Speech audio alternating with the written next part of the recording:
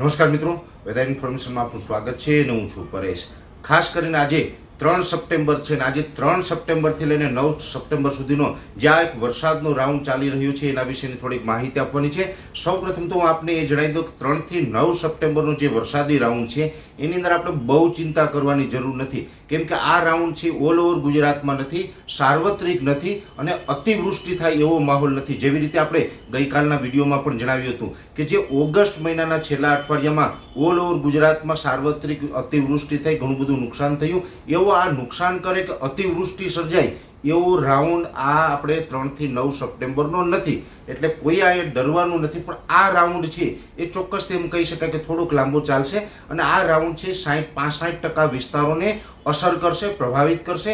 હવે આ વરસાદ છે આમ જોવા જઈએ તો ગઈકાલે 2 સપ્ટેમ્બરથી રાજ્યના અનેક વિસ્તારમાં વરસાદની શરૂઆત થઈ હતી, જેમાં ઉત્તર ગુજરાતમાં, મધ્ય ગુજરાતમાં અને દક્ષિણ ગુજરાતમાં એમ ત્રણેય રિજનની અંદર ગઈકાલે આ વરસાદની શરૂઆત થઈ ગઈ હતી। આપણે આગાહી હતી 3 તારીખથી, એનાથી એક દિવસ વહેલી આ વરસાદની શરૂઆત થઈ। આજે 3 તારીખે પણ આના વિસ્તારમાં થોડોક વધારો થયો છે, થોડીક તીવ્રતા પણ વધી છે। હવે આ રાઉન્ડ છે એ જેવી રીતે 9 સપ્ટેમ્બર સુધી ચાલવાનો છે, પણ આ રાઉન્ડ આવનારા 2 થી 3 દિવસ એનું પરફોર્મન્સ છે થોડુંક વધારે જોવા મળશે, જેમાં આવતીકાલે 4, 5 અને 6 તારીખ આ જે 3 દિવસ છે આ 3 દિવસ દરમિયાન રાજ્યના અનેક વિસ્તારોની અંદર વરસાદની તીવ્રતા થોડીક જોવા મળશે। જો કે આ તીવ્રતા જોવા મળશે કયા વિસ્તારમાં જોવા મળશે અને કેટલી જોવા મળશે ત્યારે હું ચોક્કસથી આપને કહું કે આ વરસાદો જ્યાં જ્યાં પડશે ત્યાં અતિ તીવ્રતા જો કોઈ વિસ્તારમાં જોવા મળે એ વિસ્તારોની અંદર 4 થી લઈને 6 ઇંચ ભાગ્યે જ બની શકશે કે અમુક વિસ્તારમાં 6 ઇંચ કરતાં વધારે વરસાદ પડે, બાકી 4 થી 6 ઇંચ વાળા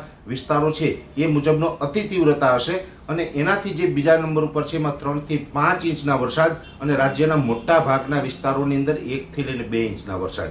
એટલે વધારે વિસ્તાર રાજ્યને એવા છે કે જ્યાં 1 થી 2 ઇંચ વરસાદ થશે, અમુક વિસ્તાર એવા છે લગભગ 4 થી 5 જિલ્લા એવા હશે કે જ્યાં 4 થી 6 ઇંચ વરસાદ પડે, અમુક જિલ્લા એવા હશે કે જ્યાં 6 ઇંચ કરતાં વધારે વરસાદ નોંધાય એવા લગભગ 1 થી 2 જિલ્લા જ નોંધાશે, એનાથી વધારે જિલ્લાઓ નથી। એટલે તીવ્રતાની દ્રષ્ટિએ ગયા રાઉન્ડ જેવું આમાં થવાનું નથી અને સાર્વત્રિક વરસાદ નથી।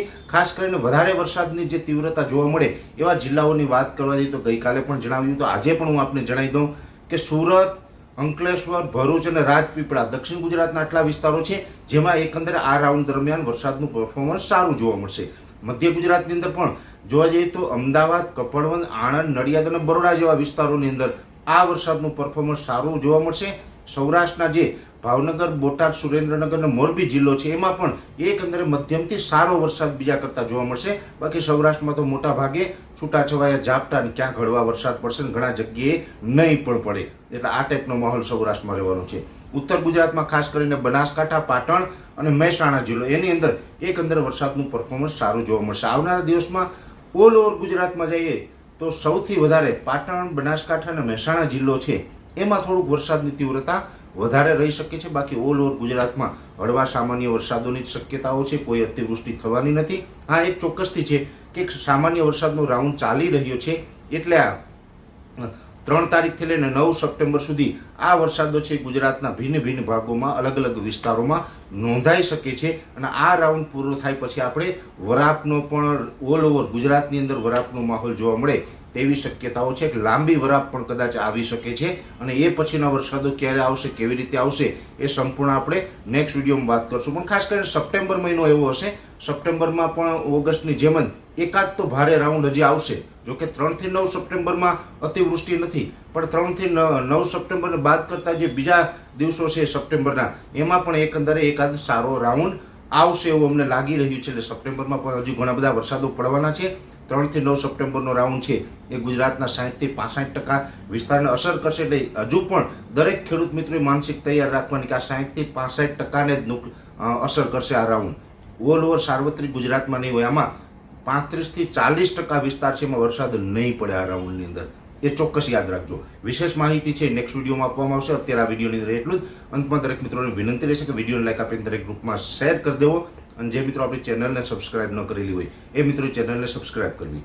રજા આપશો, ધન્યવાદ।